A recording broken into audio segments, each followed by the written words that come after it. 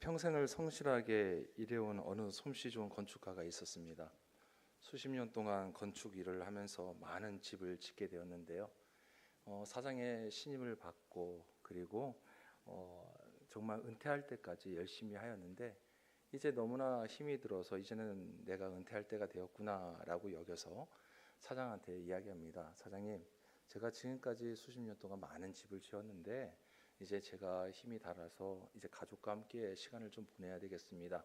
이제 저는 은퇴를 좀 하겠습니다라고 이야기했더니 사장이 이야기합니다.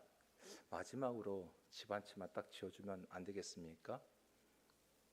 그런데 그 부탁에 마지막이라고 하니 처음에는 선뜻 마음이 안 갔지만 다시 한번 그래, 내 마지막에 인생의 마지막 집을 한번 그동안 지은 집보다도 한번 마지막이라고 하니 제일 한번 좀 잘 지어봐야 되겠다, 그런 마음을 갖고 승낙을 합니다. 그래서 집을 지으면서 기초 작업도 튼튼히 하고 그리고 집을 짓는 동안에 보이지 아니하는 곳에 자재를 어찌 보면 가장 좋은 자재로 또 사용을 해서 멋진 집을 이제 짓게 됩니다. 그리고 나서 이제 사장한테 집을 다 지었습니다라고 키를 넘겨줬는데 사장이 이제 활짝 웃으면서 그 키를 가지고 다시 그 집을 지은 건축자에게 되돌려줍니다. 지금 이것은 평생 동안 당신이 나랑 함께하며 힘들었던 그 땀 흘림의 대가입니다. 이제 앞으로 이 집에서 평생을 노후를 보내시기 바랍니다. 와, 여러분들 같으면 어떡하겠습니까? 그 키를 받고 너무나 기쁜 나머지 눈물을 흘릴 수밖에 없었어요. 사실 그는 마지막이니까 대충 하자 이런 마음도 들 수 있었겠지만 마지막에 내 최고의 작품을 한번 남겨보겠노라 하면서 그동안 신경 쓰지 못했던 부분까지도 신경 쓰면서 꼼꼼하게 집을 짓고 더 좋은 자재를 가지고 집을 지었고, 그래서 누가 보기에도 야, 이 사람이 지은 집 중에는 최고의 집이구나, 사람들이 평가할 정도로 그렇게 튼튼하고 아름다운 집을 짓게 되었는데 그 집이 누구께 되었어요? 바로 그 집을 지은 건축자의 집이 되었다라는 겁니다. 이것이 어찌 보면은 바로 자업자득이다라고 할 수 있겠지요. 성도 여러분, 콩 심은데 뭐가 나죠? 팥 심으면 콩 심으면 콩 나고 팥 심으면 팥 난다. 이 말을 수없이 우리는 많이 들었습니다. 오늘 말씀에도요 비슷한 부분이 나와요. 무엇으로 심든지 그대로 거두리라는 이 비슷한 표현이 지금 성경에 기록이 되어 있는데 한자 성어가 뭐가 어울릴까 찾아보니까 자업자득이었습니다. 스스로 자, 일업, 스스로 자, 얻을 득. 즉 자기가 한 일의 결과를 자기가 받는다는 뜻이죠. 그런데 여러분, 제가 곰곰이 설교를 준비하면서 생각했더니 이 자업자득이라는 이 말을 우리가 활용할 때에 좋은 일보다는 더 나쁜 일에 이 한자 성어를 부정적으로 많이 사용하고 있는 것을 저도 그렇게 생각하고 느끼게 되었습니다. 오늘 말씀을 준비하면서 그런 부정적인 접근보다는 긍정적으로 접근하려고 합니다. 특별히 성경적 관점에서 보면 하나님의 공의와 은혜를 포함하는 굉장히 중요한 진리를 담고 있기 때문에 우리가 말씀을 통해서 한번 살펴보려고 합니다. 우리 역시도 매일매일의 집을 짓고 있습니다. 인생의 집을 짓고 있는 것이죠. 그래서 하루하루 우리의 삶의 밭에 늘 우리는 무언가를 뿌리고 있게 되는데요. 그렇게 인생의 집을 짓고 무언가를 뿌리면서 살아가고 있는 우리들에게 오늘 말씀을 통해서 잊지 말아야 할 것을 바로 세 가지를 통해서 이야기를 하고 계십니다. 그 세 가지를 한번 살펴보고자 합니다. 그 첫 번째가 하나님은 결코 속지 않으신다라는 사실이에요. 하나님은 결코 속지 아니하신다. 본문 7절 전반부에 보게 되면은 스스로 속이지 말라, 하나님은 업신여김을 받지 아니하시나니라고 말씀을 하고 있습니다. 자, 여기서 속이다라는 이 표현은 헬라어로 플라나오라는 단어를 쓰고 있는데 단순한 실수가 아닙니다. 이 단어의 의미 안에는 어떤 의미가 들어가 있냐면 의도적으로 스스로 기만하는 행위가 바로 이 단어의 의미에 포함이 되어 있다는 것이에요. 우리는 때때로 스스로를 교묘하게 우리 스스로를 속이는 때가 있습니다. 이 정도면 괜찮겠지? 아이, 하나님께서도 이 정도면 용서하실 거야. 내가 잘못했다면 용서하면 또 회개하면 되지 하는 등등의 이야기를 나 스스로 하는데, 여러분, 자기 기만입니다. 바울은 단호하게 이야기합니다. 하나님은 업신여김을 받지 아니하시나니. 여기서 업신여김이라는 이 단어도 헬라어 원어에서는 무크테리조라는 단어를 쓰는데, 이 의미가 뭐냐? 코를 비틀다, 조롱하다, 그런 의미가 담겨져 있어요. 그러니 하나님은 인간의 어떤 교묘함과 속임수나 또는 조롱에도 절대 속아 넘어가지 아니하신 분이 우리 하나님이시다 라는 것을 말씀하고 있습니다. 성경의 인물을 통해서 한번 살펴보겠습니다. 구약에 보게 되면 아간이라는 인물이 나옵니다. 여리고성을 점령할 때에 하나님께서 분명히 말씀하신 것이 있습니다. 여리고성을 점령할 때에 그 어떤 것도 취하지 말라 분명히 말씀하셨는데, 아간은 그곳에 들어가서 취할 때에 아름다운 외투를 보고 금 은을 보면서 몰래 자기 장막 속에 숨기게 됩니다. 하나님 모르실 거야, 아무도 보지 않았으니까 아무도 모르겠지라고 생각했지만, 아니요, 하나님은 다 보고 계셨습니다. 그리고 아간의 결말이 어떤지를 우리는 너무나 잘 압니다. 비극적이죠. 우리 시대에도 직장에서 몰래 부정직한 일을 저지르거나, 가정에서 또 배우자 몰래 거짓을 행하거나, 그리고 또한 교회에서 겉으로는 경건한 척하면서 속으로는 전혀 다른 삶을 사는 그런 모습들이 간혹 있습니다. 여러분, 그런 모습을 가지고 있는 이들은 아무도 모를 거야, 스스로가 아무도 모를 거야 라고 여기며 행하게 되지요. 그런데 성경은 우리에게 분명히 말씀하고 경고하십니다. 민수기 32장 23절에 너희 죄가 반드시 너희를 찾아낼 줄 알라 라고 말씀하십니다. 그러기에 우리가 먼저 해야 할 일이 무엇입니까? 여러분, 스스로 속이는 것을 멈추시기를 바랍니다. 나 스스로를 속이는 일을 우리는 당장 멈춰야 됩니다. 내가 지금 무엇을 심고 있는지, 그리고 또 내가 내 인생의 밭에, 내 삶의 밭에 어떤 씨앗을 뿌리고 있는지 정직하게 하나님 앞에 내어 놓는 삶이 바로 믿음의 삶인 줄 분명히 믿습니다. 성도 여러분, 하나님께서는 어떤 분이십니까? 전지전능하신 분이십니다. 사단의 그 어떤 권세도 하나님 앞에서는 굴복할 수 없음을, 굴복된다는 사실을 분명히 믿으시기를 바랍니다. 그래서 우리가 나아갈 것은 무엇입니까? 우리 안에 계신 성령 하나님을 속이지 마십시오. 오히려 성령 하나님을 의지하면서 날마다 삶 속에 승리하는 주의 백성으로 살아가시기를 주의 이름으로 축원합니다. 두 번째 우리에게 주시는 게 뭐냐? 심은 대로 반드시 거두게 된다는 거예요. 심은 대로 반드시 거둔다. 오늘 본문 7절 후반부와 8절 전반부에 기록을 하고 있습니다. 사람이 무엇으로 심든지 그대로 거두리라. 자기의 육체를 위하여 심는 자는 육체로부터 썩어질 것을 거두고라고 말씀하고 있죠. 여러분, 이 말씀은요, 하나님께서 창조하신 창조 세계의 질서입니다. 하나님이 창조하신 창조 세계의 바로 기본적인 원리이죠. 요즘 여러분들 혹시 이렇게 지나다니면서 눈을 보셨습니까? 이제 농부들이 바쁜 시기입니다. 논에 물을 대고 지금 이제 이미 이렇게 벼가 심겨진 곳도 있는데요. 지금 바쁘게 심겨지는 그런 모습들을 볼 수가 있습니다. 좀 더 일찍이 밭농사 하시는 분들은 밭에 여러 작물들을 심으면서 또한 열심히 지금 키워가고 있는데요. 저도 역시도 집 앞에다가 토마토하고 가지하고 이렇게 두 가지만 심었습니다. 시간이 지나면서 이렇게 쑥쑥 자라는 거 보니까, 야, 하나님의 창조 질서가 참으로 묘하구나. 이 땅으로부터 얻는 것을 통해서 진짜 쑥쑥 자라는 그 모습, 우리의 신앙이 저렇게 쑥쑥 자라야 되는데 하는 그런 생각도 하게 되는데요. 제가 그렇게 토마토와 가지를 심었는데, 여러분, 만약 제가 거기에서 고추를 기다리고 또 다른 것을 기다리면 말이 되겠습니까? 아니죠. 농부가 보리를 심으면 보리가 당연히 거두는 것이고, 콩을 심으면 콩을 거두는 것이고, 여러 가지 작물도 다 똑같다는 겁니다. 그런데 우리의 인생도 마찬가지입니다. 오늘 말씀을 통해서 바울은요, 두 가지 종류의 씨앗을 대조하고 있습니다. 그 하나가 육체를 위하여 심는 것이고 또 다른 하나는 성령을 위하여 심는 것입니다. 육체를 위하여 심는다는 것은 무엇을 이야기하느냐? 하나님의 뜻보다도 자신의 욕망과 또한 이기심을 앞세우는 삶의 방식이다라고 할 수 있죠. 그래서 그 앞장 5장에 보게 되면은 육체를 위하여 심는 것들을 이렇게 이야기합니다.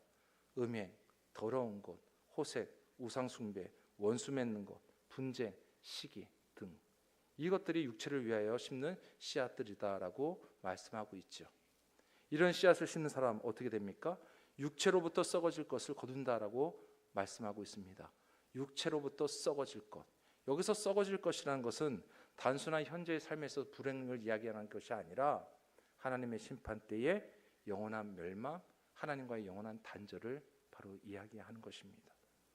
잠언 22장 8절 악을 뿌리는 자는 재앙을 거두리니라고 우리에게 분명히 경고하고 계십니다. 성경의 인물을 한번 찾아볼까요? 여러분들이 잘 알고 있는 사사 중에 가장 힘센 사람 삼손을 보게 되면요, 이 삼손은 하나님이 주신 놀라운 은사와 능력을 가진 사람임에 분명하였습니다.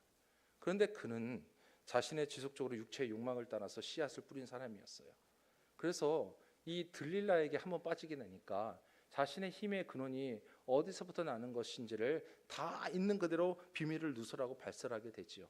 그 결과는 어땠습니까?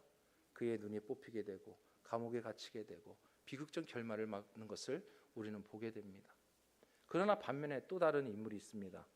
선을 심으면 선을 거두고 사랑을 심으면 사랑을 거둔 인물이 있었으니 그 사람이 바로 룻이라는 여인입니다. 이 룻이라는 여인은 시어머니 나오미를 향한 헌신과 또한 사랑의 그 씨앗을 늘 언제나 심었습니다. 자신의 고향을 떠나서 친족을 또한 멀리하며 낯선 땅에 돌아온 그녀가 그저 이삭을 줍는 그런 수고를 하면서 하루하루를 보내다가 보아스를 만나게 되고 보아스를 만나 믿음의 가정을 이루게 되고 그리고 더 나아가 나중에 보았더니 다윗 왕의 증조모가 되었다는 것을 우리는 분명히 알고 있습니다. 우리는 오늘 이 순간에도 끊임없는 그런 씨앗들을 심고 있습니다. 여러분, 우리가 살아가면서 우리가 가장 가까이 있는 자녀들, 우리가 자녀들에게 하는 말 한마디, 또 배우자에게 행하는 태도, 그리고 교회 안에서 또한 우리 성도 간의 아름다운 교제, 직장 동료를 향한 작은 친절, 어려운 이웃을 향한 사랑의 표현, 헌신, 이 모든 것들이 여러분 우리가 지금 뿌리고 있는 씨앗이라고 여기시기를 바랍니다. 그리고 무엇보다도 우리는 하나님 앞에 영적인 씨앗들을 우리가 심고 뿌려야 될 줄 믿습니다. 매일 하나님 앞에 말씀을 붙들고 살아가고 그리고 또한 기도하며 예배에 임하는 자세가 바로 우리가 뿌려지는 씨앗이라 할 수가 있습니다. 지금 우리가 심고 있는 이 씨앗이 여러분 우리의 미래의 삶을 결정한다는 사실을 분명히 잊지 마시기를 간절히 소망합니다. 자, 세 번째, 우리가 알 수 있는 것은, 잊지 말아야 할 것은 성령을 위하여 심어서 영생을 거둔다는 사실입니다. 성령을 위해 심는 것은 영생을 거두게 된다는 사실. 8절 후반절에 보게 되면은 성령을 위하여 심는 자는 성령으로부터 영생을 거두리라라고 선포하고 있지요. 여러분, 자업자득의 원리, 우리가 이 자업자득을 얘기할 때 어떤 부정적이고 또한 어떤 심판에 대한 것, 어떠한 또한 경고에 대한 것만 이야기하는데 사실 그것이 아닙니다. 하나님께서는 이 원리를 통해서 우리에게 놀라운 소망의 문을 열고 계시는데요. 성령을 위하여 심는 삶을 선택을 할 때에 그 삶을 살아가는 자에게는 현세적인 복뿐이 아니라 영원한 복, 영원한 생명을 하나님께서 허락하신다는 사실을 우리가 오늘 말씀을 통해서 분명히 믿으시기를 바랍니다. 그러면 성령을 위하여 심는다는 게 무엇입니까? 성령을 위하여 심는다는 것은 몇 가지로 얘기할 수 있는데 그 첫 번째가 하나님의 말씀을 따라 사는 삶을 이야기합니다. 하나님의 말씀에 따라 살아가는 삶. 시편 1편 2절에 복 있는 사람을 무엇이라고 이야기하고 있습니까? 오직 여호와의 율법을 즐거워하며 그의 율법을 주야로 묵상하는 자로다. 아멘. 그렇습니다. 하나님의 말씀을 늘 즐거워하는 삶, 하나님의 말씀을 밤낮으로 묵상하며 나아가는 삶, 여러분 그 삶이 바로 성령을 위하여 심는 삶의 모습인 줄 믿으시기를 바랍니다. 그리고 여러분들의 삶이 그렇게 말씀을 통하여 성령으로 살아가는 그런 삶이 되어지시기를 간절히 주님의 이름으로 축원합니다. 두 번째, 성령을 위하여 산다는 것은 무엇이냐? 이웃을 사랑하고 섬기는 것을 또한 이야기합니다. 갈라디아서 6장 10절 말씀을 보게 되면은 우리는 기회 있는 대로 모든 이에게 착한 일을 하되 더욱 믿음의 가정들에게 할지니라 라고 말씀하고 있습니다. 여러분 기회가 있을 때마다 선을 행하고 기회가 있을 때마다 사랑을 나누는 것, 이건 역시 성령을 위하여 살아가는 심는 구체적인 삶의 모습이다라고 할 수가 있죠. 여기서 그런데 중요한 것이 있습니다. 우리가 6장 9절에 우리가 9절 말씀에 보게 되면 우리가 선을 행하되 낙심하지 말지니 포기하지 아니하면 때가 이름에 거두리라 라고 하였습니다. 자, 성령을 위하여 심는 삶은 여러분 즉각적인 결과를 보장하지 않는 거예요. 무슨 말이냐? 씨앗을 심고 나서 그리고 작물을 심고 나서 그 다음날 당장 그 열매를 우리가 바랄 수 없는 것처럼, 열매가 열리지 않는 것처럼 우리가 선을 행하고 믿음으로 살아갈 때 그 결과가 그 당장 즉시 나타나지 않을 수도 있다라는 겁니다. 그래서 바울이 낙심하지 말라라고 권면을 하고 있지요. 여러분 성경의 인물을 또 한번 살펴보겠습니다. 요셉 잘 아시잖아요. 요셉을 한번 보십시오. 형들의 그런 시기로 인해서 애굽으로 종으로 팔려갔습니다. 그리고 얼마나 힘든 시기를 보내고 있습니까? 그렇지만 그는 어떠한 상황 속에서도 그가 놓지 않았던 것은 하나님을 향한 신실함과 하나님을 의지하는 그 모습이었습니다. 보디발의 집에서도 그가 또한 감옥에 있으면서도 그는 늘 언제나 하나님을 경외하는 그 씨앗을 늘 심고 있었다라는 사실입니다. 비록 13년이라는 억울한 그런 어려운 시기를 보내고 또한 옥살이를 하고 정말 많은 것이 힘든 그런 시기였지만 때로는 포기하고 싶고 때로는 정말 내려놓고 싶은 그런 순간이었지만 그는 끝까지 하나님 앞에 선을 행하는 그러한 씨앗을 심기었다라는 사실입니다.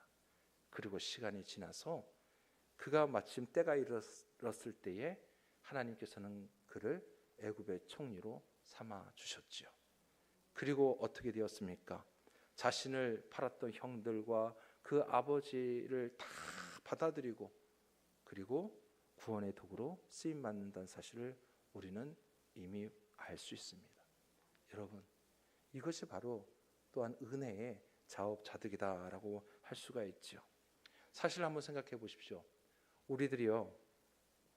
우리들의 죄를 바라보면 마땅히 우리에게 돌아올 것은 무엇입니까? 그 죄로 인해서, 그 죄성으로 인해서 우리가 얻을 자업자득의 결과는요, 멸망뿐이었습니다. 우리는 당연히 멸망받을 존재들이었어요. 그러나 하나님께서는 우리 대신에 그 우리들의 죄에 대한 자업자득의 결과를 누구에게 담당시키셨어요? 예수 그리스도께 담당시키셨습니다. 그래서 우리가 심은 그 죄의 열매를 누가 맛보셨습니까? 우리 주님께서 맛보셨다는 거예요.